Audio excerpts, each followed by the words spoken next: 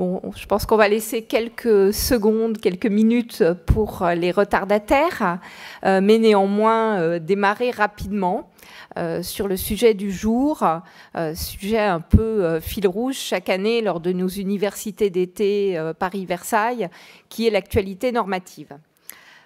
Je suis Isabelle Trac-Saint-Gessen, je suis expert comptable, commissaire aux comptes, vice-présidente de la commission des normes professionnelles de la CNCC. Donc c'est à ce titre que je vous parlerai notamment des NEP et des publications du CNP, mais surtout de la commission d'application des normes professionnelles qui les prépare. Et puis j'ai une autre casquette dont j'aurais peut-être à vous dire un mot aussi, qui est que je suis membre de l'IAASB.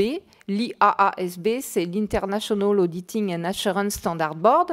C'est le comité qui écrit les normes internationales d'audit. Vous savez, l'IAASB écrit les IFRS et l'IAASB écrit les normes ISA, les International Standards on Auditing, dont dérivent nos NEP. Donc, comme ça me permettra de vous faire le parallèle pour certaines de nos NEP qui ont été modifiées récemment sur leur pendant international.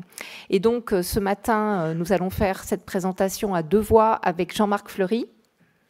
Oui, donc Jean-Marc Fleury, expert comptable, commissaire aux comptes à Paris et également élu de la CRCC de Paris comme vice-président délégué.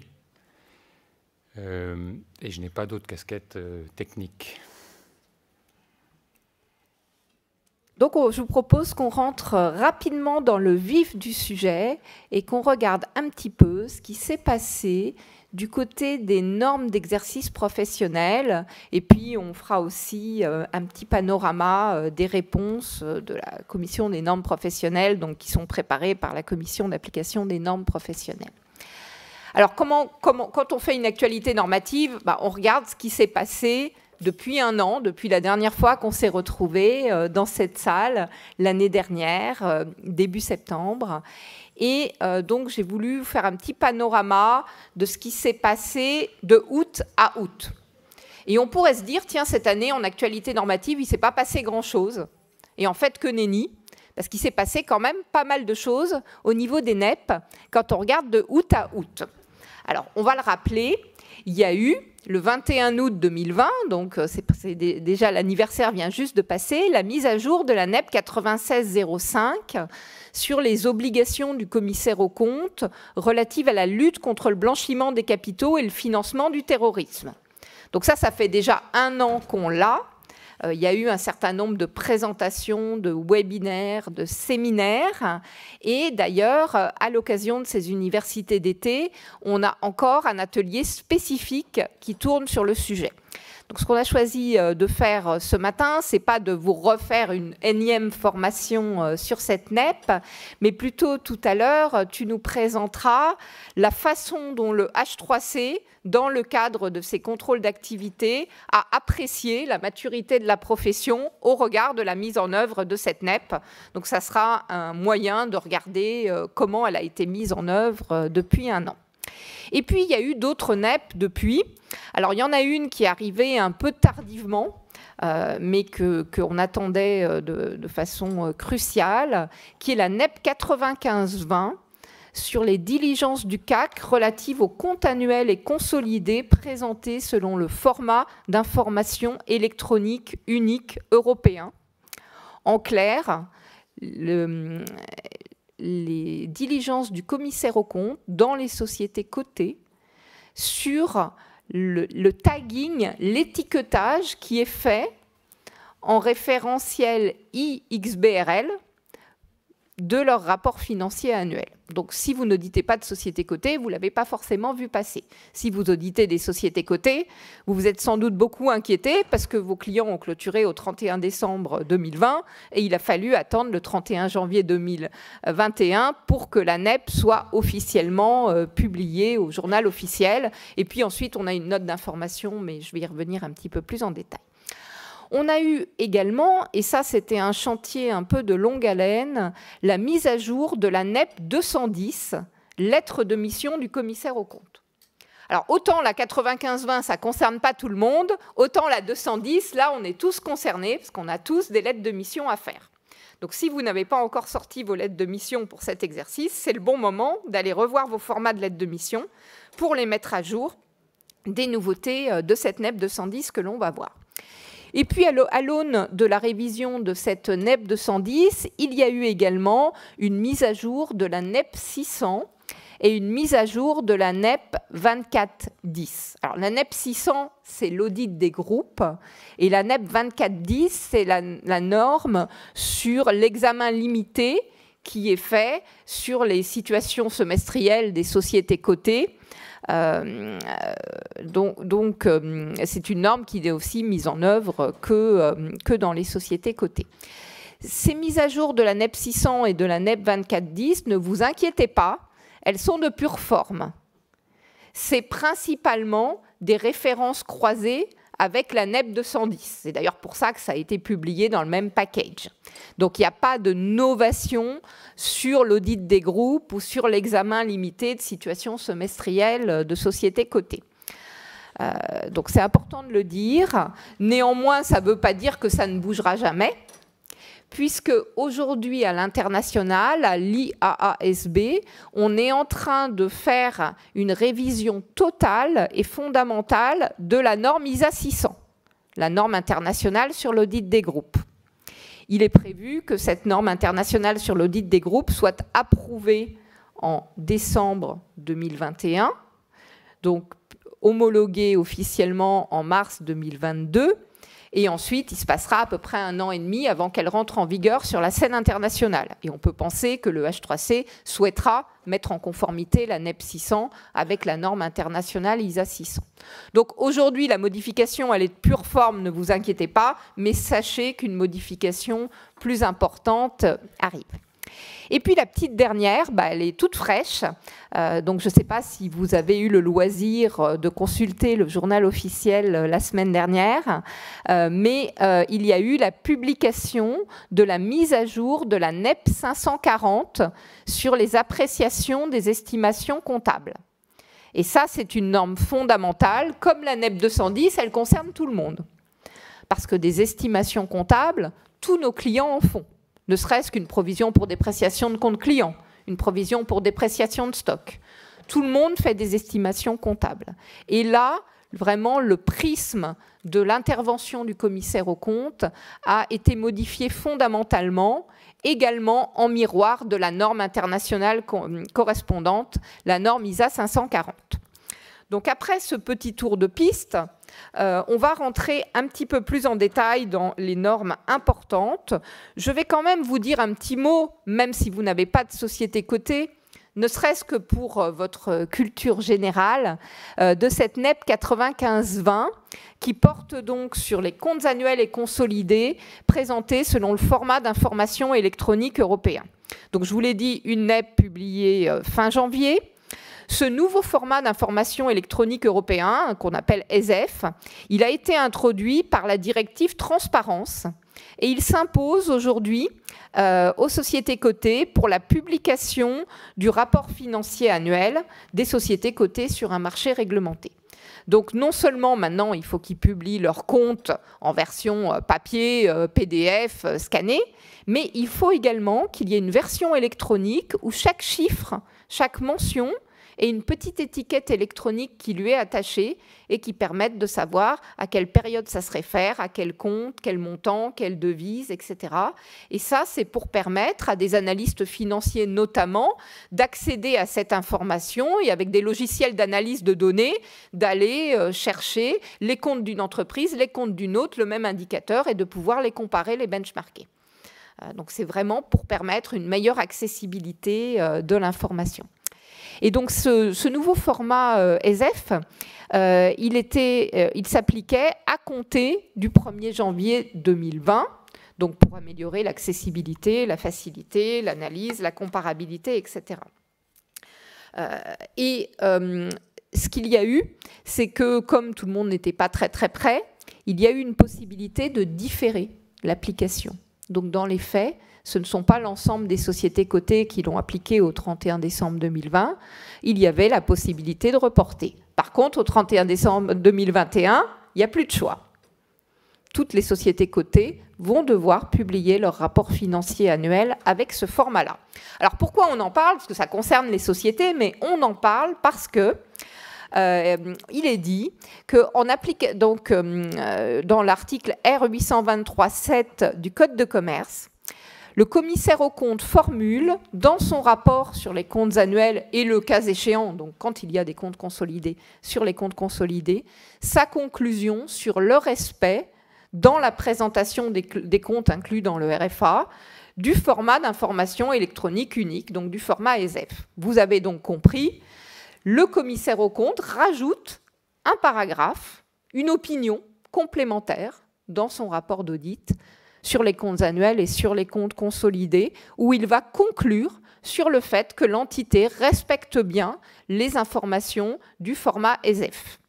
Donc, un certain nombre d'entités cotées ont appliqué ESEF au 31 décembre 2020 et les commissaires aux comptes ont ajouté ce paragraphe-là. Alors, vous comprenez qu'il a fallu développer pas mal notre doctrine, parce que c'était quelque chose de complètement nouveau et novateur. On n'avait absolument rien sur le sujet en France, en Europe, voire même aux États-Unis, parce que même aux États-Unis qui appliquent un tagging XBRL, il n'y a pas d'opinion de l'auditeur dessus.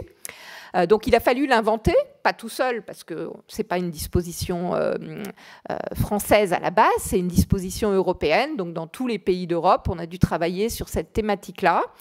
Et on a co-construit la doctrine avec le Haut Conseil du Commissariat aux comptes, dont un représentant participait au groupe de travail. Ça nous a amené à publier la note d'information numéro 20 de la CNCC, donc disponible sur le site de la CNCC, qui présente la doctrine et qui présente les diligences attendues du commissaire aux comptes et le format de conclusion, donc comment le rapport du commissaire aux comptes est amendé pour rajouter cette conclusion et comment ça se passe quand l'entité n'a pas bien appliqué le format ESEF et donc quelles conséquences cela a sur l'expression de notre conclusion. Donc j'en parlais surtout pour la culture générale, parce que tout le monde n'a pas forcément des sociétés cotées dans son portefeuille. Néanmoins, vous, ne serait-ce que si vous avez quelques actions de sociétés cotées, quand vous irez lire les rapports du commissaire aux comptes, vous vous apercevrez au 31 décembre 2021 que tout le monde aura une conclusion sur l'application de ce format ESEF dans le rapport financier annuel.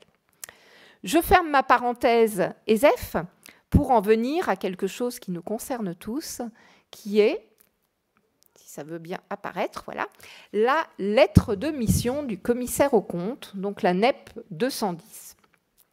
Alors rappelons-nous que la NEP 210, ça a été, lors de la création du H3C, la première NEP qui a été écrite. Donc elle date un peu.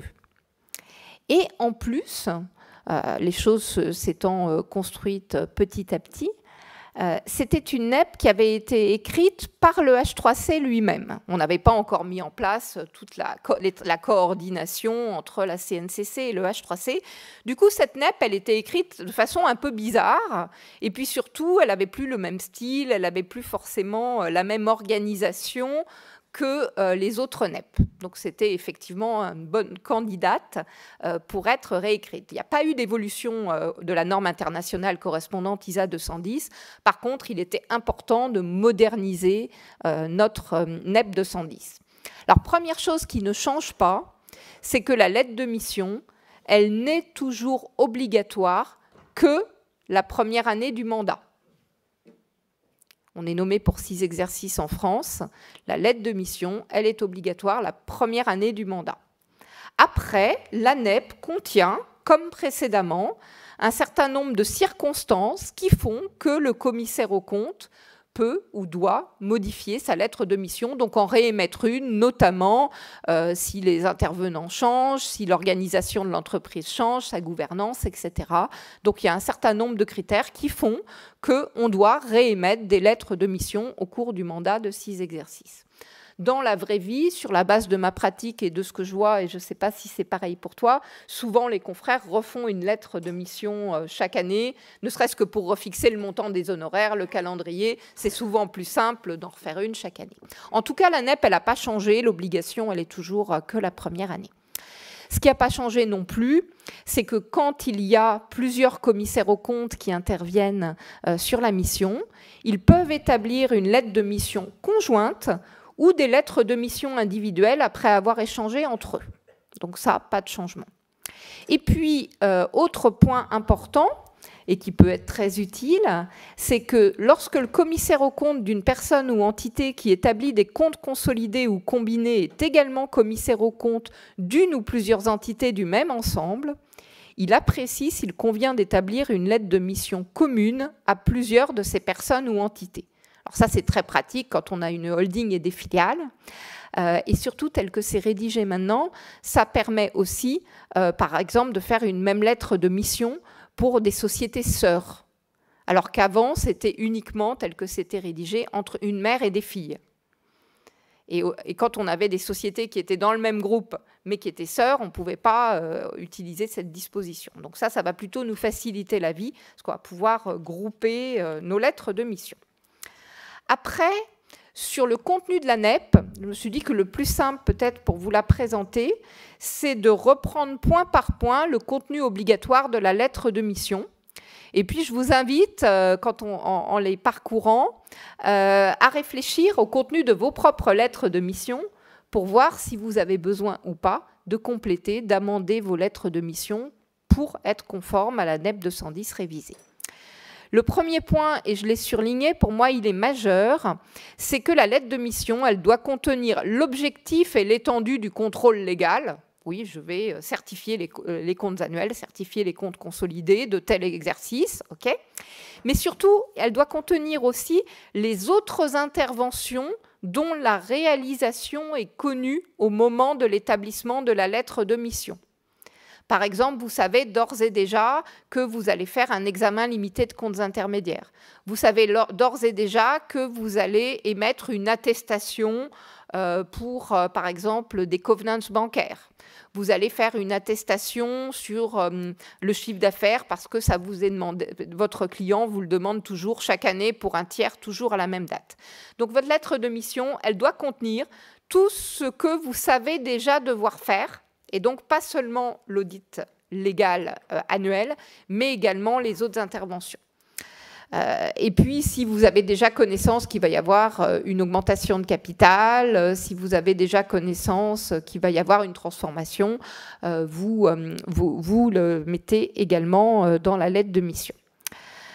Donc, vous mentionnez par contre que vous pourrez réaliser d'autres missions selon les circonstances ou la survenance d'événements affectant la personne ou l'entité. Évidemment, quand on fait la lettre de mission, on n'a pas forcément connaissance de tout ce qui va se passer dans l'année. Donc, il faut cette phrase, mention selon laquelle d'autres interventions requises par les dispositions légales ou réglementaires seront susceptibles d'être réalisées selon... Voilà. Donc ça, il va falloir l'avoir dans nos lettres de mission. Le calendrier d'intervention, bon, ça c'est un grand classique, hein, je pense qu'on l'avait tous. Le cas échéant, s'il y a un COCAC, la répartition des travaux avec le COCAC. Le nom des signataires, oui.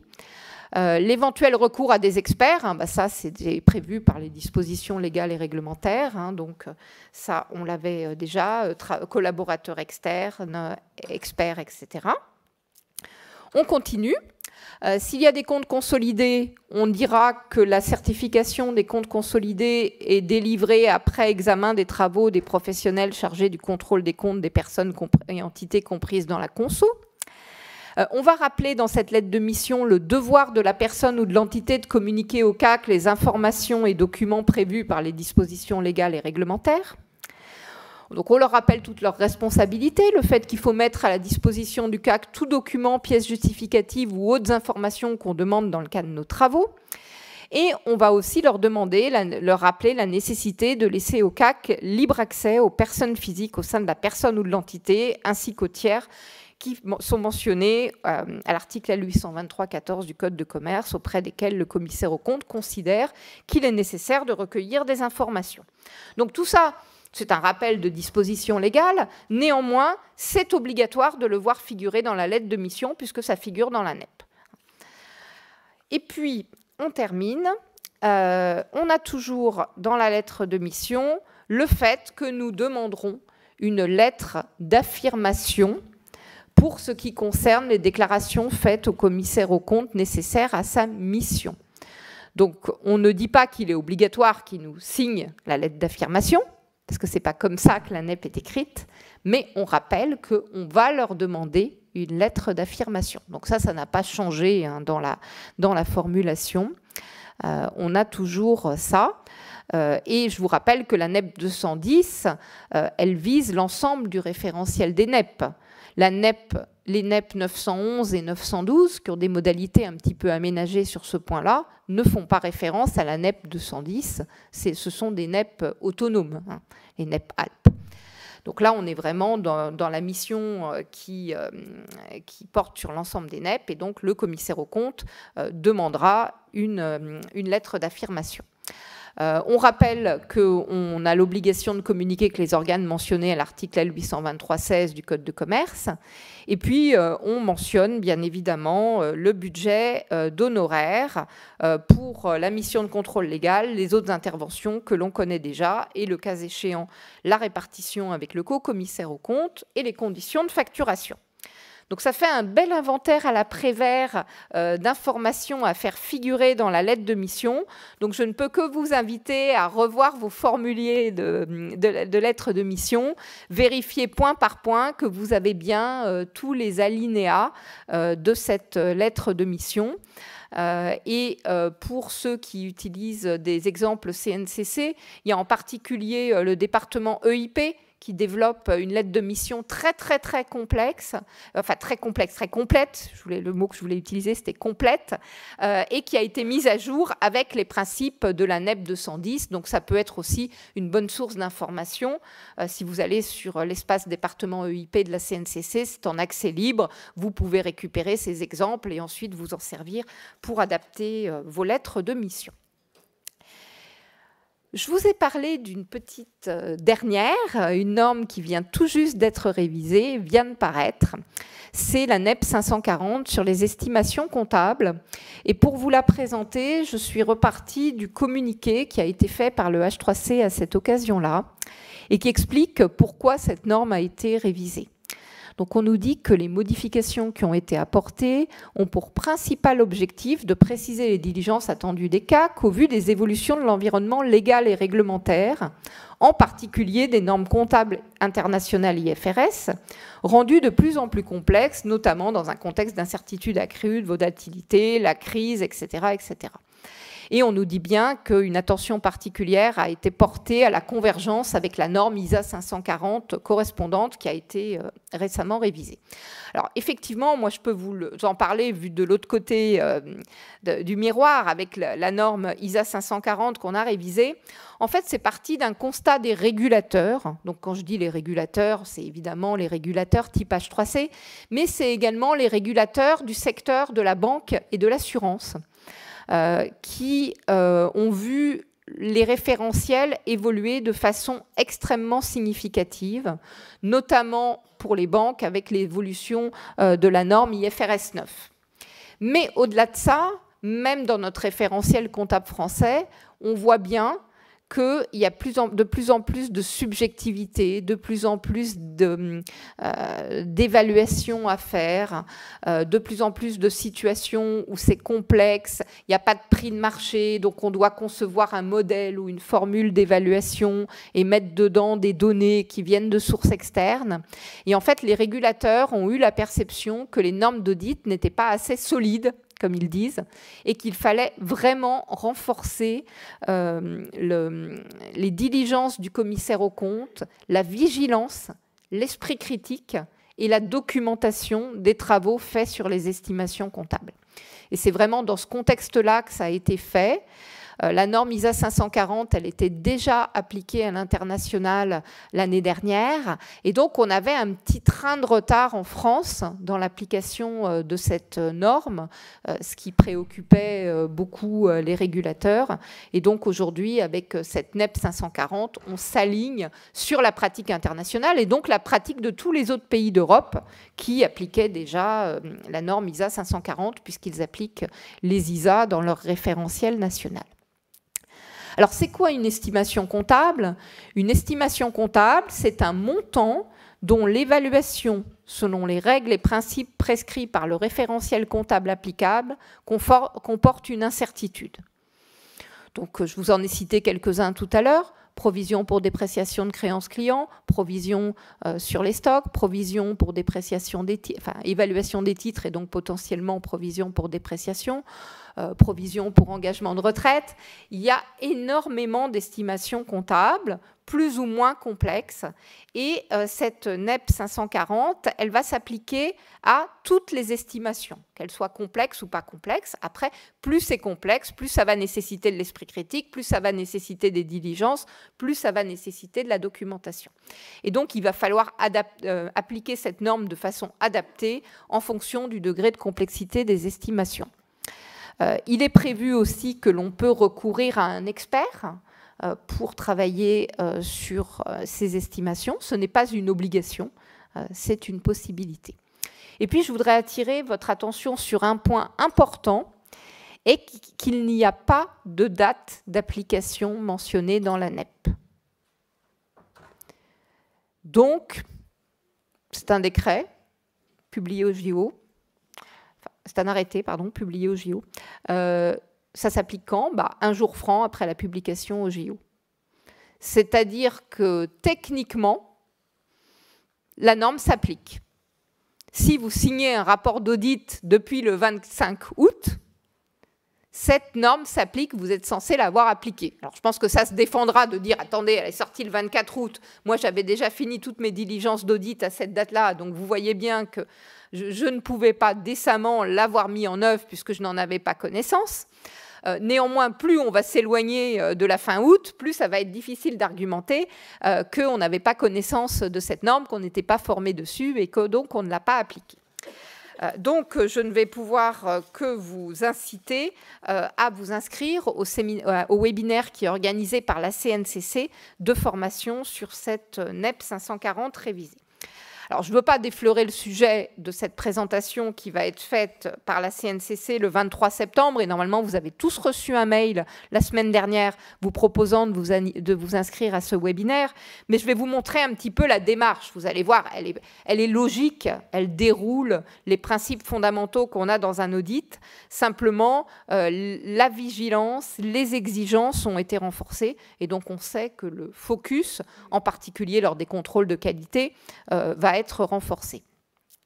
Alors, cette NEP, on a un certain nombre d'étapes.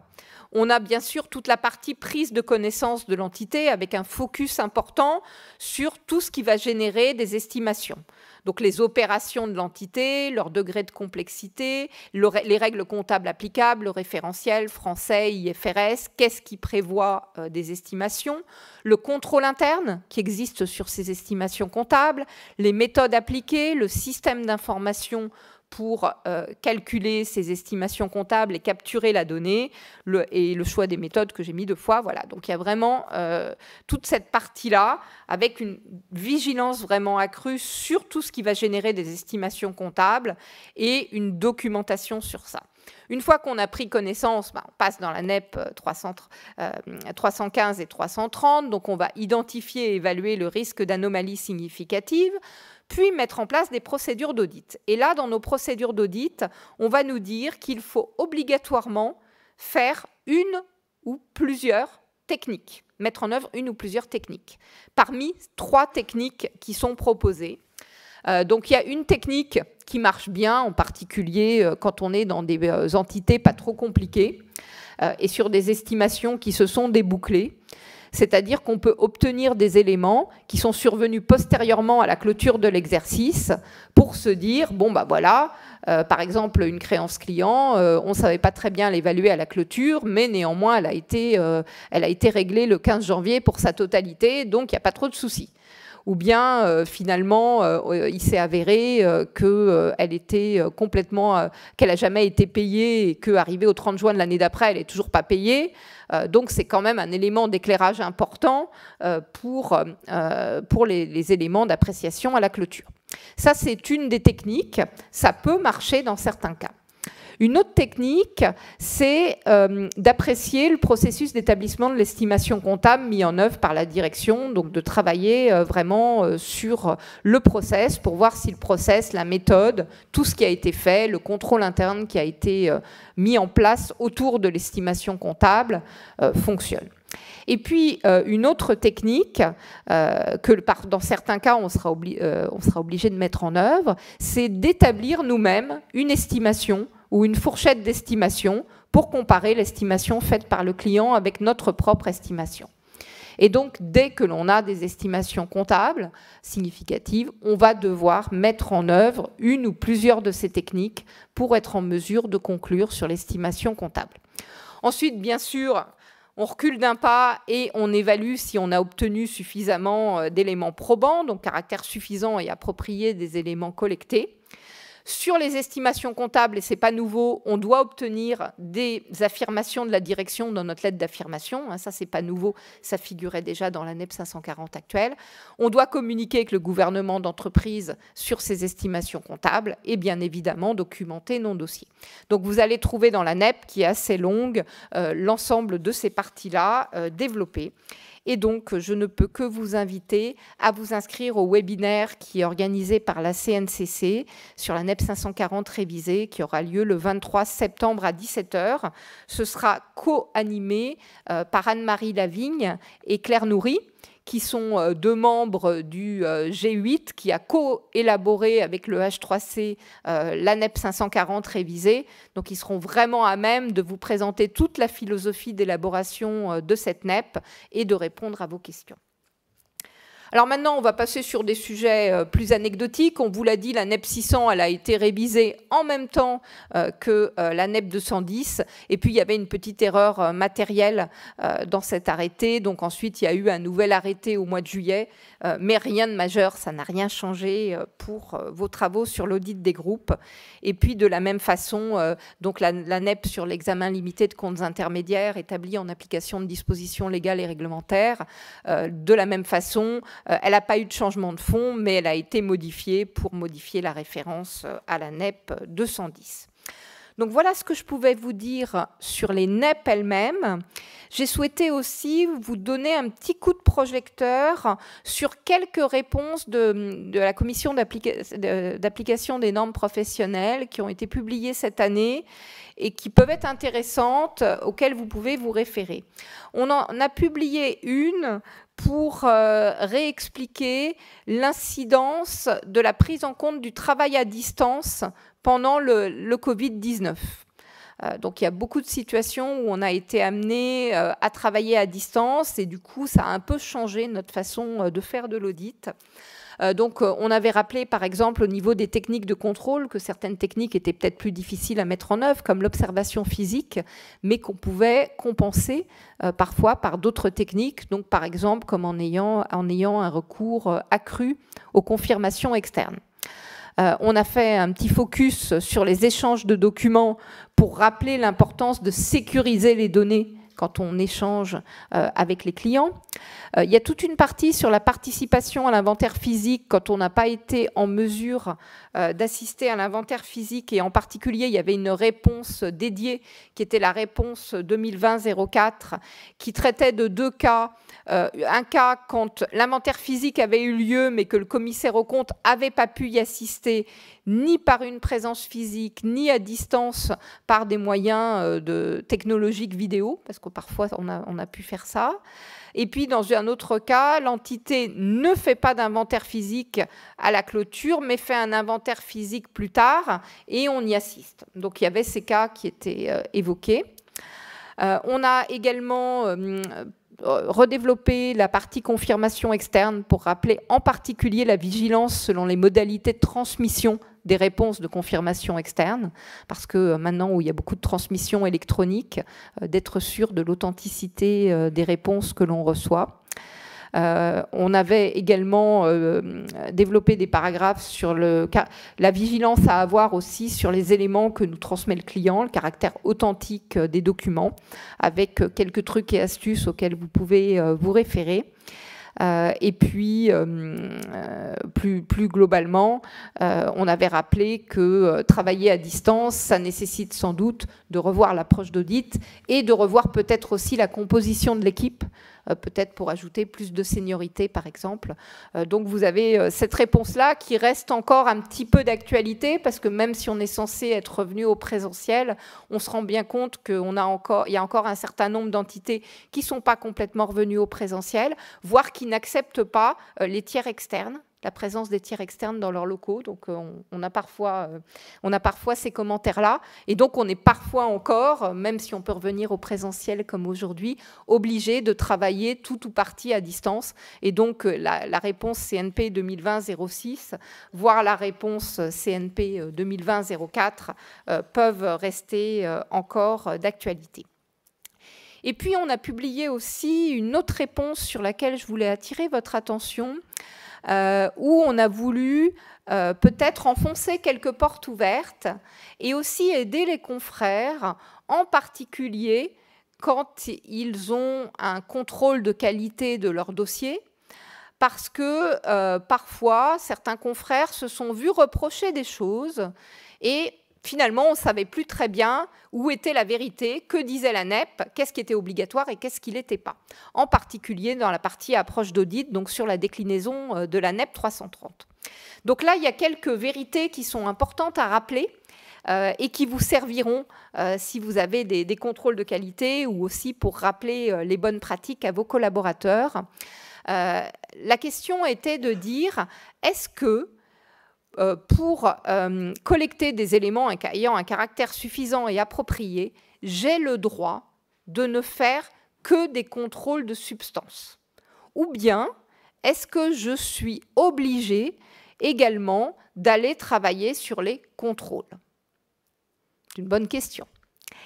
Et donc, la réponse dit, vous avez le droit de faire seulement des contrôles de substance pour collecter vos éléments probants, sauf dans 2 cas. Sauf si vous avez travaillé vous avez fait l'hypothèse que les contrôles de l'entité fonctionnent efficacement et que vous voulez vous appuyer dessus. Alors, vous devez aller tester les contrôles. Normal. Et puis, l'autre cas, c'est si vous avez estimé, en faisant votre appréciation des risques, que les contrôles de substance tout seuls ne suffiront pas à obtenir suffisamment le niveau d'assurance recherché. Donc ça, c'est les 2 cas où vous êtes obligé d'aller tester les contrôles. Sinon, vous avez le droit de ne faire que des contrôles de substance. À l'inverse, on rappelle qu'il n'est pas possible de ne faire que des tests de procédure pour chaque catégorie d'opération, solde de compte, information fournie dans l'annexe, pour tout ce qui a un caractère significatif.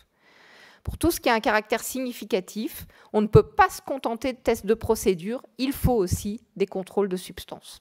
Donc ça, c'est une réponse importante, parce que beaucoup de confrères s'étaient vus reprocher parfois de ne pas avoir fait des tests de procédure ou des tests de substance. Et donc là, on reclarifie tous ces points-là. On avait aussi la question de savoir s'il y a beaucoup de transactions. Est-ce que ça veut dire qu'automatiquement, on est obligé de se fonder sur les contrôles? Et donc, le CNP a répondu que la volumétrie des transactions enregistrées dans un compte ne peut pas, à elle seule, être considérée comme le critère déterminant du choix de la stratégie d'audit. Donc, le commissaire aux comptes peut se fonder sur les contrôles de substance. C'est une question de jugement professionnel.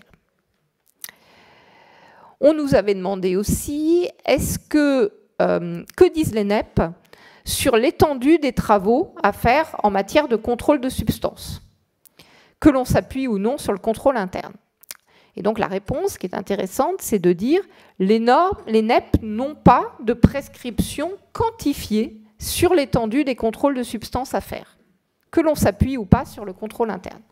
C'est un sujet de jugement professionnel, donc il faut le documenter. Mais il n'y a pas de table, il n'y a pas de chiffre magique, il n'y a pas de nombre magique sur le nombre d'éléments à tester en matière de contrôle de substance. Et de la même façon, on nous disait, est-ce qu'il faut obtenir une couverture minimum en nombre ou en valeur de la population totale lorsqu'on effectue des contrôles de substances. Et la réponse, elle est, les NEP ne prescrivent pas de couverture minimum. Il n'y a pas non plus de prescription pour fixer le nombre d'éléments à sélectionner dans le cadre d'un sondage, par exemple en matière de table statistique, de taux de couverture. Donc, on n'a pas réinventé la roue, on a redit ce qui figure dans les NEP, et ça, c'est très important pour vous. Donc, oui, rien n'est dit dans les NEP, donc il y a du jugement professionnel, donc il faut le documenter, mais en tout cas, on ne peut pas vous reprocher en disant « vous n'avez pas appliqué correctement les NEP », puisque les NEP, sur ces sujets-là, ne prévoient rien. Donc voilà, c'est quelques réponses qui paraissent importantes et sur lesquelles je souhaitais revenir. Et maintenant, je pense qu'on va passer aux notes d'information et avis techniques.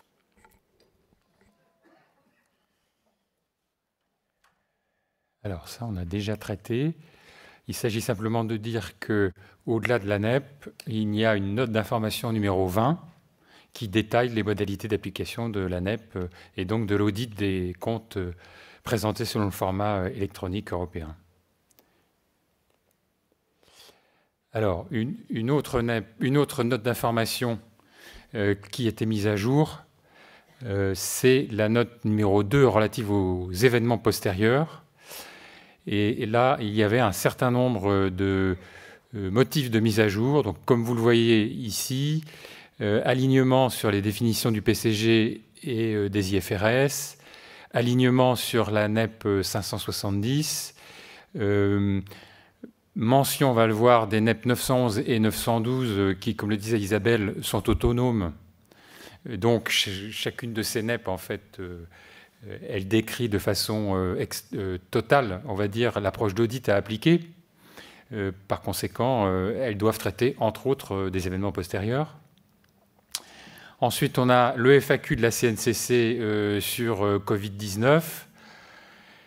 Et puis, la formulation des rapports avec la REA ainsi que le Covid-19. Alors, on va faire quelques petits focus, notamment sur la définition d'événements postérieurs. Donc, l'ancien texte était issu du 9902 sur les comptes consolidés. Et il disait « Les événements postérieurs à la clôture sont les informations d'importance significative n'ayant pas donné lieu à un enregistrement au bilan ou au compte de résultat.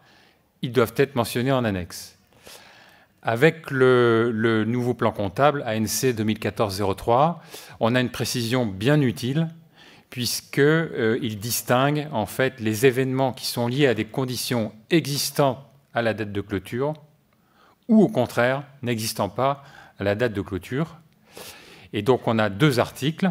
Le premier qui nous dit que le résultat tient compte des passifs qui ont pris naissance au cours de l'exercice ou d'un exercice antérieur, même s'ils sont connus entre la date de clôture et la date d'établissement des comptes. Donc c'est la prise de naissance, entre guillemets, qui joue. Et par contre, dans l'hypothèse où un événement n'ayant pas de lien direct prépondérant avec une situation existante à la clôture survient toujours sur la même période, entre la date de clôture et la date d'arrêté des comptes, une information est donnée en annexe. Donc aujourd'hui, on n'a plus du tout d'ambiguïté sur le traitement comptable à apporter à ce type d'événement. Et on vous rappelle évidemment qu'on ne traite en annexe que des événements significatifs. Alors, je crois que le plus important et le plus opérationnel dans cette nouvelle note d'information révisée, c'est le tableau qui a été inclus ici. Je ne sais pas si vous avez une bonne vision du tableau, parce que vu de ma fenêtre, ce n'est pas très lisible. Alors, je vais vous faire un petit résumé. Mais ce qui est intéressant, c'est qu'on traite en fait des 5 grands cas en matière d'événements postérieurs. Et à chaque fois, on traite des 2 possibilités, c'est-à-dire événements ayant pris naissance avant la clôture. C'est le cas 1, dans la 1, 2, 3e colonne, catégorie de l'EPC. EPC, événement post-clôture. Donc, soit vous avez le cas 1, événement ayant pris naissance avant la clôture, soit vous avez le cas 2, événement ayant pris naissance post-clôture. Voilà. Donc, vous avez 5 cas de figure. Le premier cas, c'est qu'il n'y a aucune incertitude sur la continuité d'exploitation. Donc là, le traitement comptable, il est évident. Si l'événement a pris naissance antérieurement à la clôture, évidemment, les comptes doivent être modifiés et potentiellement, on met ou on ne met pas une incidence dans l'annexe, mais a priori, il n'y en a pas. S'il a pris naissance après la clôture, on l'a vu, incidence dans l'annexe et a priori, pas d'incidence de tout cela dans le rapport du commissaire aux comptes. On est dans une situation tout à fait classique. Éventuellement, on peut imaginer une observation si le commissaire aux comptes estime que c'est nécessaire d'attirer l'attention du lecteur. Deuxième cas de figure, on a un doute sur la continuité d'exploitation, sans toutefois être dans le troisième cas, qui est le cas d'incertitude significative sur cette continuité. Alors à ce moment-là, pareil, l'analyse se fait suivant les deux possibilités. Événement ayant pris naissance antérieurement à la clôture. Événement ayant pris naissance antérieurement à la clôture, on modifie les comptes.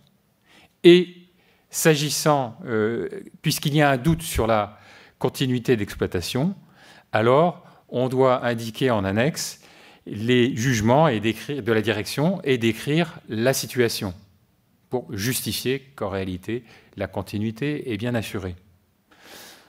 Inversement, deuxième cas de figure, pas de... l'événement a pris naissance après la clôture. À ce moment-là, on est uniquement dans l'annexe, mais c'est toujours la même chose. La situation et les jugements de la direction doivent être décrits pour, je dirais, faire taire ce risque de non-continuité d'exploitation. Et à ce moment-là, le commissaire aux comptes va, a priori, faire un rapport classique. Éventuellement, il pourra faire une observation pour envoyer à l'information inscrite en annexe, ou il pourra justifier d'une appréciation s'il l'estime nécessaire. Alors, on avance de plus en plus vers les cas difficiles. Donc, le troisième cas, c'est lorsqu'il y a une incertitude significative sur la continuité d'exploitation. Donc, toujours nos deux possibilités, événements ayant pris naissance antérieurement, eh bien, c'est exactement la même réponse que le cas précédent, c'est-à-dire correction des comptes et puis description en annexe des jugements et de la situation. Deuxième cas, événement ayant pris naissance postérieurement à la clôture, et c'est la même chose, description en annexe de la situation et des jugements de la direction. Mais ce qui change, évidemment, c'est le rapport du commissaire aux comptes, puisque lui, il va faire mention de la fameuse observation pour incertitude significative sur la continuité de l'exploitation. Quatrième cas de figure, on est toujours dans une incertitude significative, mais on a des incertitudes multiples. À ce moment-là, je ne redécris pas la méthode comptable parce qu'elle est la même. En revanche, ce qui va changer, c'est le rapport du commissaire aux comptes qui, lui, va probablement se terminer par un refus de certifier, donc une impossibilité de certifier pour prendre la bonne terminologie. Et enfin, cinquième cas de figure, c'est la continuité d'exploitation est définitivement compromise. Alors, à ce moment-là, il y a en fait deux possibilités. Soit on est en PCG, soit on est en IFRS. Et on vous rappelle que le traitement n'est pas le même entre les événements ayant pris naissance avant la clôture et ceux ayant pris naissance après la clôture. En PCG, on a vu que dans le premier cas, on doit modifier les comptes, alors que dans le second cas, on ne doit que mettre une information en annexe.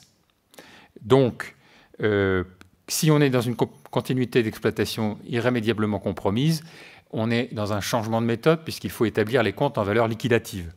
Donc on connaît le traitement pour le commissaire aux comptes dans son rapport de cette hypothèse, c'est-à-dire qu'on doit avoir une observation dans le changement de méthode, signalant le changement de méthode, et éventuellement une appréciation sur la qualité des informations données et la qualité du traitement comptable du changement de méthode. Ce qui change avec les IFRS, c'est que l'on soit dans un événement ayant pris naissance avant ou après la clôture, on doit dans tous les cas effectuer le changement de méthode et établir les comptes en valeur liquidative. En revanche, le rapport du commissaire aux comptes sera identique. Donc ce tableau, il est assez utile parce que ça permet, sans ouvrir la note d'information qui est quand même assez longue, de tout de suite savoir dans quelle situation vous êtes et avec les références d'aller voir les paragraphes de la note d'information qui traitent de votre cas et vous avez les exemples de formulation, etc. Donc ça permet de naviguer assez facilement dans la note d'information et surtout de clarifier des choses qui étaient un peu diffuses avant. Alors c'est vrai qu'on a dû se remettre l'esprit au clair avec le Covid. Et ça a été un bon moyen de remettre sur le papier, du coup, toute cette doctrine. Voilà, on peut dire que le Covid a été un fait déclencheur pour cette note d'information. Il y a d'autres choses intéressantes dans cette note d'information. On nous rappelle les modalités d'application de la NEP 570, qui nous dit notamment que lorsque ces événements postérieurs sont considérés comme susceptibles de remettre en cause la continuité de l'exploitation, nous devons avoir un entretien avec le dirigeant dont le contenu est normalisé. Donc d'une part, il vise à s'informer plus complètement sur les faits en question afin de déterminer si oui ou non il y a bien compromission ou incertitude significative sur la continuité de l'exploitation. Deuxièmement, nous devons apprécier les plans d'action de la direction et notamment s'ils sont susceptibles ou non de constituer une réponse appropriée aux faits relevés, et donc de mettre fin à l'incertitude. Troisièmement, évidemment, décider ou non de déclencher une phase 1, ou bien de reprendre une ancienne procédure qui aurait été interrompue. Et dans ce cas, d'informer le dirigeant sur le déroulement légal de cette procédure.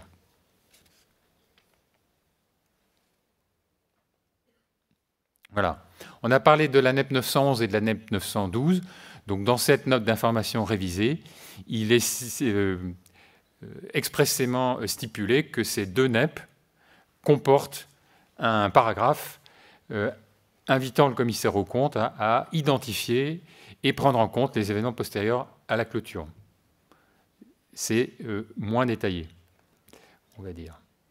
Peut-être vous dire un petit mot de tout ce qui concerne notre doctrine Covid. Sur la... Ah oui, pardon, sur la doctrine Covid. Voilà, je vais vous parler un petit peu de la doctrine Covid. Alors la doctrine Covid, normalement, vous avez suivi. On a fait une foire aux questions. Hein. En fac, c'est Frequently Asked Questions, mais en français, c'est fac, ça marche aussi avec foire aux questions. Donc on a fait une foire aux questions qui porte tant sur les volets comptables, principe comptable français, principe comptable IFRS, sur le volet juridique, donc la commission des études juridiques a développé toute une doctrine, et sur les aspects mis en œuvre des normes d'exercice professionnel, donc événements postérieurs, continuité d'exploitation, mais également comment traiter d'un certain nombre de situations dans les rapports, et puis les aspects méthodologiques que j'évoquais tout à l'heure, comment ça se passe quand on travaille à distance. Donc aujourd'hui, cette fac, elle est devenue très volumineuse. On en est à la 8e édition.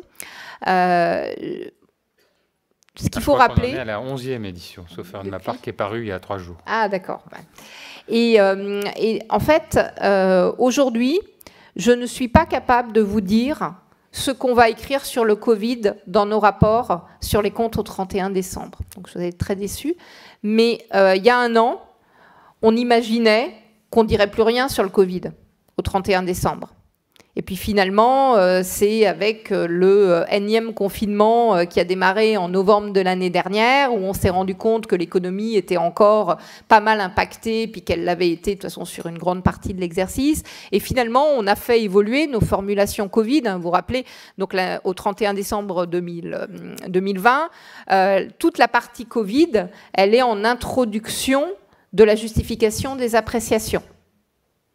Et puis, dans nos examens limités sur les comptes au 30 juin 2021, on a mis un paragraphe qui ressemble pas mal à ce qu'on avait mis au 31 décembre. Qu'est-ce qu'on va écrire dans nos rapports d'audit sur le Covid? On pourrait peut-être écrire la même chose.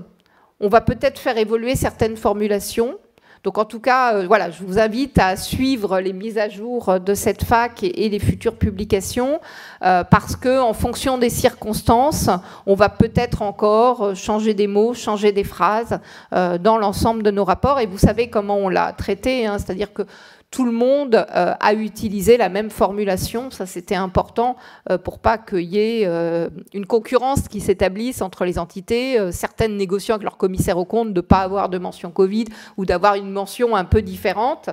Donc, tous les confrères ont a priori utilisé les mêmes mentions Covid dans les rapports. Et donc, c'est un sujet sur lequel on n'a pas encore travaillé pour le 31 décembre, mais surtout parce qu'on attend de voir aussi comment va se passer le dernier trimestre, pour voir s'il y a certains éléments éventuellement qui sont à prendre en compte dans cette formulation. Je crois que ce qu'il faut avoir en tête, c'est que le Covid-19, c'est un événement évolutif. Et heureusement, la CNP a repris cette antienne. Et rappelez-vous, les diligences, les mentions dans les comptes, les rapports n'étaient pas les mêmes selon qu'on clôturait le 31 décembre 2020, le 31 janvier 2020, le 28 février 2020. Donc on ne peut que vous inciter à la vigilance sur l'actualité en la matière, et en particulier de vous procurer la dernière FAQ qui est sortie il y a quelques jours. Et puis sur le Covid, on a aussi publié un certain nombre d'autres avis techniques, si on peut avant, voilà. Et je voulais mentionner notamment des avis techniques qui ont été publiés sur les aides coûts fixes. Alors on a beaucoup de chance en tant que commissaire aux comptes, puisque les ministres pensent à nous. Et à chaque fois qu'il y a des dispositifs, alors ils pensent aux experts comptables, ils pensent aux commissaires aux comptes, certaines fois ils pensent qu'aux experts comptables, d'autres fois ils pensent qu'aux commissaires aux comptes, et puis des fois ils pensent aux deux. Donc c'est parfois un petit peu compliqué. Donc on s'est retrouvé dans des situations un peu compliquées, parce que l'aide coût fixe, on ne peut l'avoir que si on a bénéficié du FSE. Mais pour bénéficier du FSE, il faut une attestation d'un expert comptable, mais pas d'un commissaire aux comptes. Ça ne marche pas. Par contre, l'aide coût fixe, initialement, on pouvait avoir une attestation d'un expert comptable. Et puis ensuite, ils ont modifié le dispositif pour que l'on puisse avoir une attestation du commissaire aux comptes lors de la demande.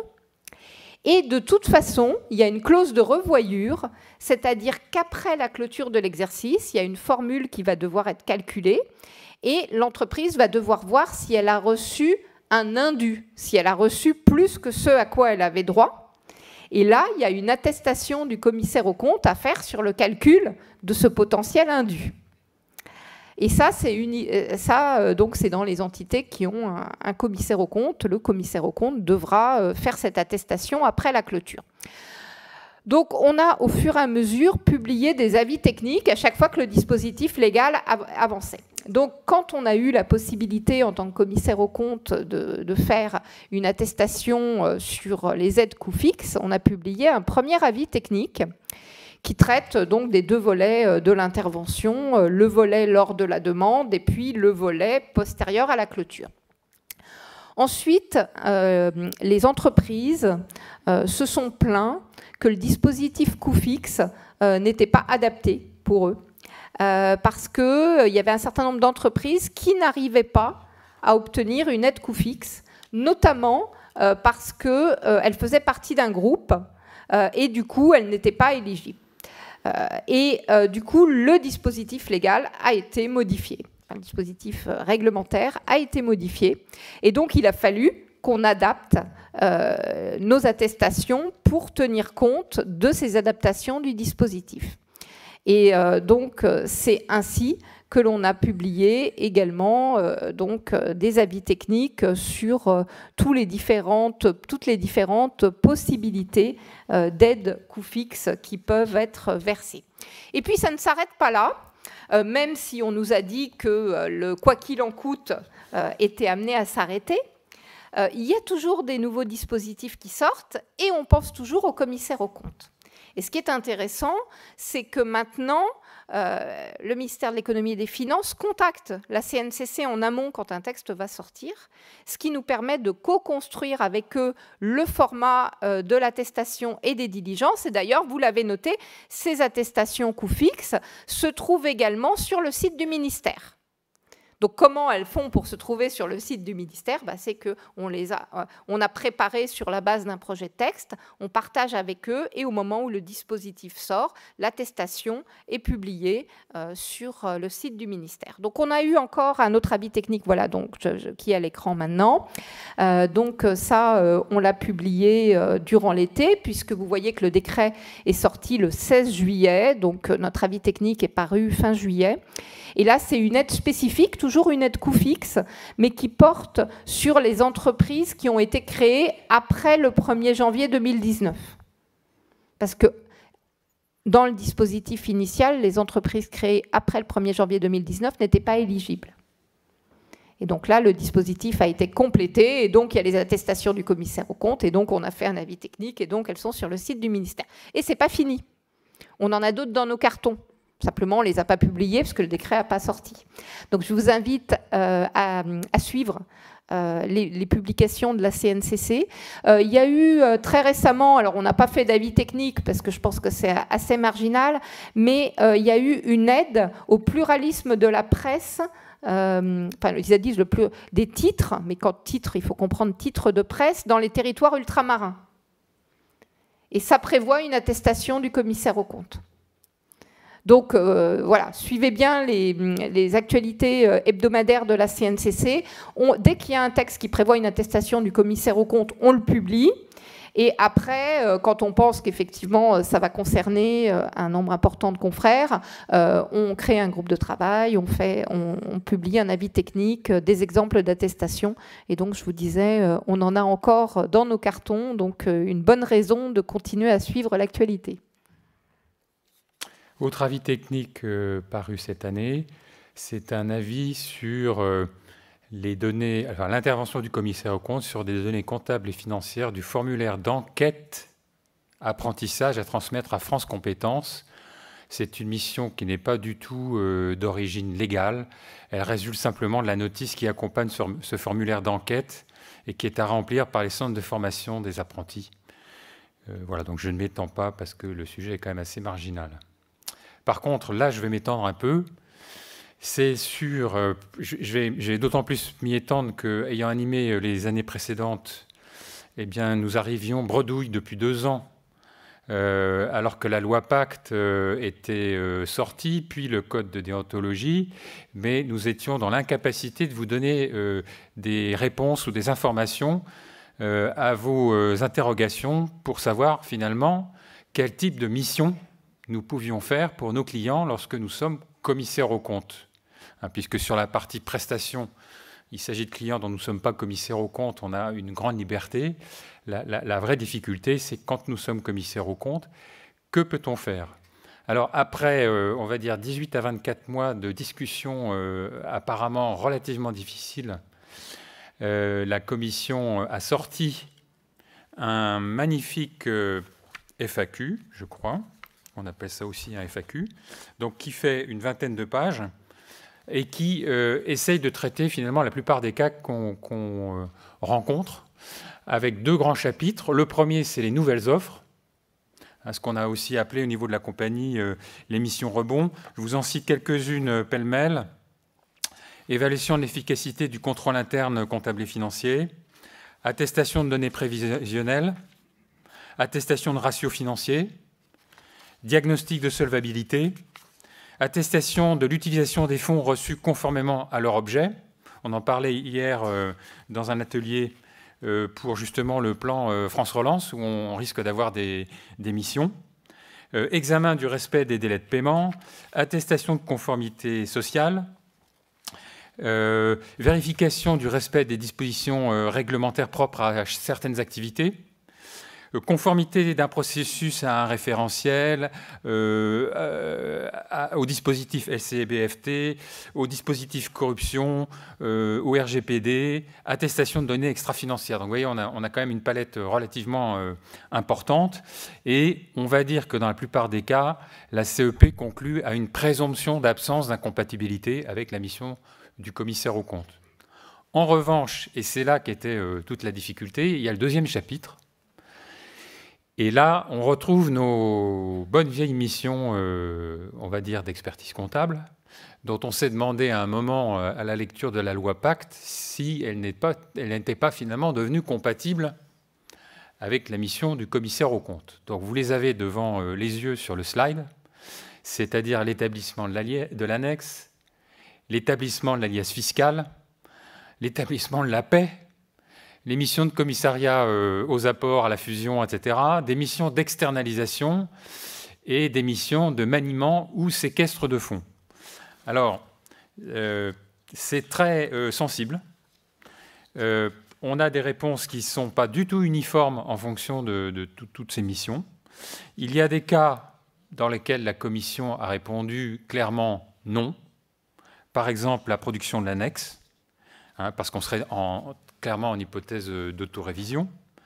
Par exemple, la production de l'alias fiscal, toujours parce que essentiellement c'est un problème d'auto-révision, ou bien la production des feuilles de paie, toujours pour la même raison, la paie étant bien souvent un élément tout à fait significatif du compte de résultat.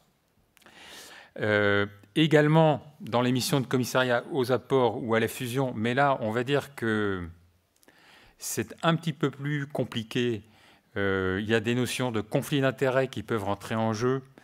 Il y a la question étant de savoir aussi si ce que vous avez pu évaluer en tant que commissaire aux apports à la fusion se retrouve dans les comptes que vous allez certifier ensuite. Donc, on va dire que je ne développe pas parce qu'il y a d'autres ateliers qui traitent de la déontologie. Les prestations d'externalisation, on va dire qu'à partir du moment où on est dans l'autorévision, c'est évidemment non. Et puis évidemment, il y a le problème d'indépendance. Donc là encore, ça va être beaucoup plus compliqué. Maniement de fonds, séquestre de fonds, c'est risque sur l'indépendance. Et donc la réponse est non. Donc dans la plupart des cas, la Commission considère qu'on ne peut même pas mettre en place des mesures de sauvegarde pour ces missions, du genre je fais faire l'alias fiscal par le cabinet d'avocats du même réseau, ou je fais faire la paie par un département complètement séparé. Ça ne fonctionne a priori pas. Ceci étant dit, il s'agit à ce stade d'une pure doctrine et l'histoire n'est pas terminée, puisque nous attendons en fait la validation du H3C. Et dans tout état de cause, quels que soient les commentaires qui figurent dans ces tableaux, vous avez l'obligation de mettre en œuvre une analyse du risque au cas par cas avant d'accepter toute mission ou prestation. Alors ensuite, quelques informations en provenance du H3C. Premièrement, un avis sur l'exercice d'une activité commerciale, donc qui date, qui abroge l'avis. Ah oui, c'est un avis qui est engendré par la loi Pacte en fait, qui modifie notre champ d'intervention. Donc aujourd'hui, le H3C a dit clairement que les commissaires aux comptes ne peuvent pas exercer directement ou par personne interposée une activité strictement commerciale, premièrement. Et deuxièmement, à condition d'être experts comptables, ils peuvent exercer les missions accessoires à la profession d'expert comptable et revêtant un caractère commercial. Voilà, je crois qu'on a là, pour le coup, des règles simples à retenir. Alors, on revient sur NEP 9605. Bon, je vais d'abord faire quelques petits rappels sur la NEP et surtout ensuite de voir quels sont les résultats des contrôles du H3C en la matière. Donc, Pour rappel, cette NEP, elle est la conséquence de la 5e directive de l'Union européenne qui modifie la 4e directive et qui a pour objet d'améliorer la transparence dans les entreprises et les mesures de vigilance en matière de lutte contre le blanchiment et le financement du terrorisme. On a donc eu derrière une ordonnance du 12 février 2020 et une NEP du 18 août 2020 qu'on avait déjà commentée. Donc pour mémoire, ce qui changeait vraiment dans cette NEP, c'était les étapes dans lesquelles le commissaire aux comptes doit apprécier si oui ou non il est en phase de risque en la matière. Donc c'est-à-dire avant l'acceptation de la relation d'affaires, au cours de la relation d'affaires et avant d'accepter une mission vis-à-vis d'un client occasionnel. Et puis ce qui était également nouveau, c'était l'obligation de mettre en œuvre au sein des cabinets des procédures. Vous allez voir que c'est quand même un des sujets clés en la matière. La conservation des documents et aussi la désignation d'un référent, ainsi que l'obligation de déclaration, mais ça, on connaissait déjà. Donc si on revient sur l'organisation des cabinets, donc vous avez ici, on va dire, les grandes lignes de ce que les cabinets doivent mettre en place, c'est-à-dire nomination d'un responsable SCBFT et d'un correspondant TRACFIN, qui sont dans la plupart des cas la même personne. C'est-à-dire la mise en œuvre d'un exercice de cartographie des risques BCFT, qui doit conduire à la classification des risques du cabinet et des mandats. C'est évidemment toutes ces dispositions d'acceptation et, chose très importante, c'est la formation suffisante du commissaire aux comptes et de ses collaborateurs. L'évaluation au niveau des mandats, je l'ai évoqué, et puis toute l'application de la NEP 9605 sur laquelle je ne reviens pas.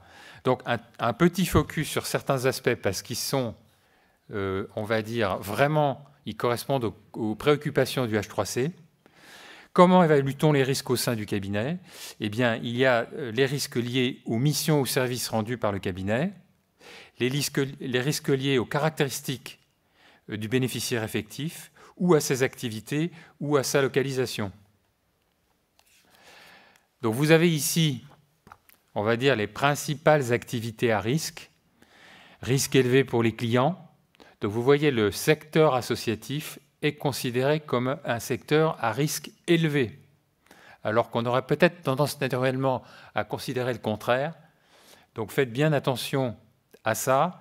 Beaucoup d'associations servent de blanchisseuses, en fait, à l'argent sale. Bien entendu. Puis il y a l'inquiétude sur tout ce qui est opération à l'étranger, qui pourrait servir à du financement du terrorisme. Et puis il faut aussi connecter ça dans l'esprit de nos législateurs avec la loi là, sur les principes de la République qui vient de sortir, où on part du principe que les associations cultuelles ont des financements qui peuvent être douteux et donc des mesures renforcées dessus. Donc c'est vraiment dans le même état d'esprit parce qu'effectivement, il y a des tas d'associations pour lesquelles c'est un petit peu bizarre de partir du principe qu'il y a un risque élevé. Mais c'est vrai que le secteur regroupe des choses très diverses. Voilà, les partis politiques et les syndicats, c'est la même chose, c'est pas nouveau. Je pense que là, notre vigilance est probablement un peu plus acérée. Les trusts et les fiducies, donc ça, c'est évidemment extrêmement dangereux. La provenance des fonds est un élément tout à fait clé. Évidemment, les structures complexes, avec des sociétés dans X pays, dont des pays dont nous allons reparler. Ensuite, il y a des activités clients, chacun connaît tout cela, les jeux, les paris, les plateformes de financement, les domiciliations, les bureaux de change, etc. Il y a des activités à risque modéré, donc café, hôtel, restaurant, BTP, bijouterie, etc. Très souvent parce qu'il y a du liquide qui circule. Et puis, il y a les missions à risque. Donc là, on est probablement un petit peu moins familier à ça. Donc, l'attention est apportée sur les missions, tout ce qui est lié aux fusions-acquisitions. Qui achète, avec quels fonds, tout ce qui est gestion de patrimoine, et notamment dans l'immobilier. Vous avez très souvent des financements qui soient d'ailleurs bancaires ou sur fonds propres qui ont des origines plus ou moins incertaines. Les entreprises en difficulté qui, comme par hasard, trouvent des sauveurs. Et puis, oui, restructuration, c'est un peu la même chose. Voilà. Pour mémoire, vous avez 2 listes de pays à risque à prendre en considération. Hein, c'est écrit dans la NEP. Vous avez la liste du GAFI et la liste de l'Union européenne qui se recoupent en grande partie. Et vous avez pour rappel, évidemment, le lien avec la révélation des faits délictueux, c'est-à-dire, grosso modo, soit vous êtes simplement dans un contexte de soupçon, et à ce moment-là, évidemment, vous déclarez à Tracfin, mais vous n'êtes pas dans une hypothèse a priori de révélation, soit vous êtes dans une hypothèse d'infraction, on va dire, avérée, ou quasiment avérée, et dans ce cas, vous aurez les 2 déclarations à faire. Voilà, je ne reviens pas sur Tracfin. Alors maintenant, que dit le H3C et comment surtout le H3C procède pour réaliser ses contrôles sur le LCB-FT? Alors, ce que le H3C écrit dans son dernier rapport qui est sorti il y a quelques semaines, c'est qu'il cherche à s'assurer principalement de la désignation d'un responsable LCB-FT et d'un correspondant Tracfin, de la réalisation d'une cartographie des risques et de l'existence d'une classification des risques au sein du cabinet en matière de LCB-FT. Donc tout ça est bel et bien à formalité. Donc pour l'avoir vécu, sur les cabinets, on va dire, de taille petite et moyenne, ce que préconise, enfin en tout cas ce que préconisait le H3C il y a encore quelques temps, c'était d'établir un tableau Excel de tous les mandats et puis d'évaluer les mandats en termes de risque LCB-FT avec les critères qui sont dans la norme. Et au vu de ce tableau, finalement, d'une part, de classer certains mandats comme étant à risque, et donc en application de la NEP, vigilance renforcée et puis diligence renforcée en termes de prise de connaissance et évaluation des éléments.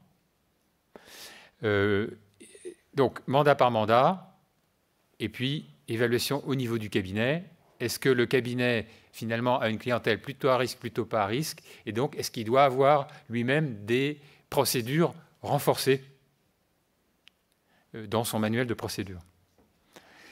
Voilà.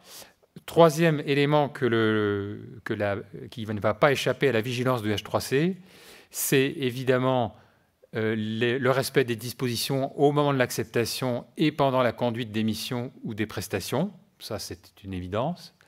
Quatrième élément, c'est la formation, et je vais y revenir. Et cinquième élément, c'est évidemment la cohérence de l'évaluation que vous allez faire des risques du cabinet ou des mandats avec les caractéristiques du cabinet ou des mandats. Alors, avant d'approfondir, on vous a mis le tableau sur les 2 dernières années des résultats des contrôles du H3C. Donc vous avez sur la première ligne le nombre de contrôles qui ont été diligentés sur place. Donc vous voyez qu'il y a une augmentation importante sur le non-EIP en 2020 qui avait été un petit peu, on va dire, bousculé par la crise Covid, notamment sur 2019. Et vous voyez aussi que malheureusement, nous n'avons pas ce ne sont pas les mêmes statistiques parce que ce n'est pas le même corps de contrôle pour les 2 types de cabinets. Donc vous voyez qu'en 2019, il n'y avait que 47 sur 49 cabinets EIP qui avaient fait l'objet d'un contrôle avec volet LCB-FT. En 2020, on est à 100%. Donc il faut partir du principe que tous les contrôles qualité, quelle que soit leur nature, comportent un volet LCB-FT. Ensuite, si on regarde les résultats synthétiques de ces contrôles, qu'est-ce qu'on voit? On voit effectivement qu'on a de l'ordre alors, pour les non-EIP, on va dire de l'ordre de 80 à 90% de conformes. Par contre, pour les EIP, on est bien en dessous de ça, puisqu'on a un taux de conformité, vous voyez, qui varie entre 25 et 50% suivant les années. Donc, on est majoritairement non conforme. Alors, on peut aussi imaginer que le degré d'exigence est bien plus élevé sur l'EIP, mais on imagine aussi, pour connaître le fonctionnement, que tôt ou tard, ça redescendra sur le non-EIP. Hein, on va dire que le non-EIP a fonctionné de façon un petit peu informelle en la matière. Donc ça va forcément se durcir. Et on a mis en rouge l'année 2020, puisqu'on voit qu'en 2020, on a un nombre de contrôles qui ont été considérés comme non conformes bien plus important qu'en 2019. Donc en 2019, c'était le tour de chauffe. En 2020, on est passé aux choses sérieuses. Donc vous voyez, on est à 50% de non-conformité dans l'EIP et on est à 10% dans le non-EIP. Alors, on a des résultats plus détaillés puisque le H3C nous donne en fait les motifs de non-conformité. Je pense que ce qu'il faut retenir comme motif dominant, c'est les formations, d'une part, et d'autre part, c'est la mise en place de l'approche par les risques dans le cabinet, donc qui, dans la plupart des cabinets EIP, est bien présente, quoique 5 sur 47 en 2020, c'est pas si bon que ça, et qui n'est pas forcément dominante dans les non-EIP, puisqu'on avait plus de 10% qui ne satisfaisaient pas à cette approche, et idem pour la vigilance à l'égard de la clientèle avant et pendant l'exercice des missions. Voilà, donc il y a un problème de mise en place et de formalisation. Voilà. Quant aux suites données aux conclusions des contrôles, donc comme vous le savez, en fonction de la conclusion des contrôles, il y a ou pas saisine de la formation restreinte du H3C. Donc qu'est-ce qu'on voit? Cette formation a statué beaucoup sur les contrôles 2019, elle a peu statué sur les contrôles 2020. Mais si on fait un focus sur ce qui concernait les dispositifs LCBFT, on s'aperçoit qu'elle n'a pas statué sur les contrôles 2020. Alors je pense que c'est parce qu'elle n'a pas statué encore. Et elle a quand même statué dans 5 cas sur les contrôles 2019. Mais en revanche, il n'y a eu à ce jour aucune sanction. Mais il y a eu le H3C. Alors là, on n'est plus dans le rapport spécifique LCBFT, contrôle LCBFT, on est dans le rapport général. Et dans le rapport général, le H3C réitère à nouveau le problème de la qualité en matière de contrôle interne des cabinets et sur les diligences en matière d'identification, d'évaluation avant et après et pendant la mission. Pardon. Et il précise bien que 7 cabinets EIP ont été appelés à apporter des actions correctrices sur leur dispositif de contrôle interne et que 10 mandats EIP ont révélé des insuffisances en la matière. Alors si on développe un tout petit peu, pour terminer, les insuffisances qui sont relevées par le H3C, sur la partie contrôle interne, c'est la formation professionnelle pour le correspondant TRACFIN, pour le signataire et pour les collaborateurs. C'est l'imprécision des critères d'appréciation du niveau de classification des risques, ou c'est carrément l'absence de classification ou une classification erronée. Donc on voyait bien qu'ils vont dans le détail et qu'ils vont sur le fond. On n'est pas seulement sur la forme, avez-vous un dispositif, avez-vous une procédure. Et puis si on parle des mandats, donc il y a eu des cas où le bénéficiaire effectif n'était pas identifié, des cas où le niveau de risque n'était pas justifié, et notamment par rapport aux analyses qu'on vous a montrées tout à l'heure, analyse nationale, analyse sectorielle. Les cas où on n'a pas pris en compte en fait les personnes mentionnées à l'article 561-2, il y a un tiret du Code monétaire et financier, donc notamment les personnes politiquement exposées. Et puis la prise de connaissance des outils et contrôles mis en œuvre par l'entité consolidante et par les prestataires externalisés, dans le cas où on est dans un groupe ou dans le cas où on fait appel à des prestataires externalisés, des experts, des sous-traitants. Voilà, donc c'est vraiment un sujet vaste, d'actualité, et sur lequel le H3C va sur le fond. Voilà. Et pour terminer sur ce contrôle qualité H3C, on vous a mis, on va dire, le graphique le plus éloquent donc, des résultats du contrôle qualité 2020, paru dans le rapport qui a été publié en juillet dernier. Et donc, vous avez en vert les cas où le H3C considère que les conclusions étaient étayées. Donc 65% sur le non-EIP, mais 37% seulement sur l'EIP. Et puis surtout le rouge foncé, donc les cas où le H3C a considéré que l'opinion n'était pas étayée, et nous sommes à 47%, c'est-à-dire que dans la majorité des mandats EIP, le H3C considère que l'opinion n'est pas étayée, alors que c'est le cas dans seulement 9% des cas pour le non-EIP. Donc on voit qu'il y a un problème. Je ne sais pas si tu as quelque chose à dire là-dessus. Non, mais bon, pour expliquer la façon dont raisonnent les régulateurs, H3C et tous leurs homologues à l'international, c'est-à-dire que opinion non étayée, ça veut dire qu'ils estiment que plus de choses auraient dû être faites et ou documentées, ce qui revient à la même chose que si c'est pas documenté, c'est pas fait. Donc peut-être que l'opinion n'est pas erronée, parce qu'ils ont une catégorie opinion erronée à côté. C'est juste qu'ils estiment qu'ils en voulaient plus. Et c'est là où les débats s'engagent après, jusqu'où il faut aller, et des visions que peuvent avoir les uns et les autres. Et la France n'est pas le seul pays où il y a ce type de débat qui s'engage entre la profession et les régulateurs. Voilà, mais évidemment, c'est un problème également commercial, puisque vous devez communiquer au comité d'audit les conclusions de contrôle H3C concernant le mandat en question. Donc si dans 47% des cas, vous êtes jugé non conforme, il y a des explications qui s'en suivent. Et le H3C, d'ailleurs, dans un courrier à la commissaire européenne, fin juillet, milite pour que les résultats des contrôles qualité nominatifs par cabinet soient publiés.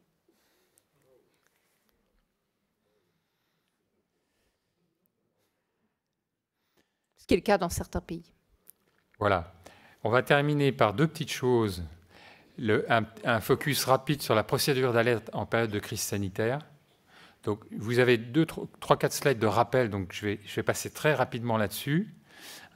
Rappelez-vous que dans le cadre de la crise sanitaire, on avait eu successivement un communiqué de presse du H3C en mars 2020, puis on avait eu une ordonnance en mai 2020 qui, grosso modo, instituait la phase 0, d'une part, et qui, d'autre part, incitait les commissaires aux comptes à, dans le cadre de cette phase 0, s'ils estimaient qu'il y avait des mesures d'urgence à prendre, que les dirigeants n'étaient pas conscients du problème ou avaient décidé des mesures insuffisantes, à signaler sans attendre au président du tribunal de commerce la situation. Donc nous étions dans ce cadre-là, et puis il y avait toute une description de la démarche, à savoir qu'il s'agit d'être tout à fait précis vis-à-vis du président du tribunal de commerce, de lui transmettre tous les documents complémentaires qui puissent améliorer son information, et éventuellement de le rencontrer avec, ça va de soi, le fait qu'on soit délié du secret professionnel. Donc, cette situation, en fait, a été prorogée par la loi d'accélération et de simplification de l'action publique du 7 décembre 2020 jusqu'au 31 décembre 2021. Voilà. Donc, ayez bien ça à l'esprit. Aujourd'hui, nous sommes toujours dans cet état de droit de faire des phases 0 et éventuellement d'accélérer les communications au président du tribunal de commerce si on juge que les mesures sont insuffisantes. Voilà. Ce qui ne fait pas obstacle à un déroulement normal de la procédure d'alerte, phase 1, phase 2, etc. Et puis la deuxième chose, alors là, il ne s'agit pas d'un avis ou d'une recommandation, il s'agit simplement, on va dire, d'une communication du H3C qui a été sensibilisé à différentes attaques informatiques, qui s'est rapproché de l'ANSSI, et notamment certains cabinets ont pu être attaqués, soit de façon frontale, soit de façon insidieuse, comme on le sait, en vertu de la doctrine des hackers qui veut qu'on peut pénétrer finalement un certain nombre de groupes en passant par des sous-traitants, des fournisseurs, des gens avec lesquels il existe une relation de confiance. Et on espère que c'est le cas avec les commissaires aux comptes. Donc quelques cabinets ont pu subir ce type de mésaventure, être infectés Et finalement, via les multiples échanges que nous avons aujourd'hui, notamment dans le cadre du télétravail et des audits à distance, faire passer finalement des rançongiciels, des chevaux de Troie et autres joyeusetés chez leurs clients. Donc c'est une mise en garde. Soyez très attentifs et puis avertissez vos clients le cas échéant. Voilà, il nous reste à vous remercier de votre attention et nous sommes prêts à répondre évidemment à vos questions.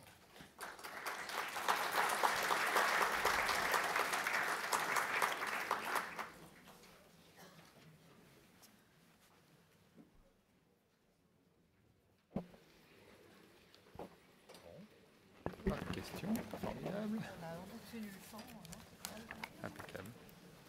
Moi, je fais toujours long, parce que finalement, sur chaque taxe d'apprentissage, de nous faire un don.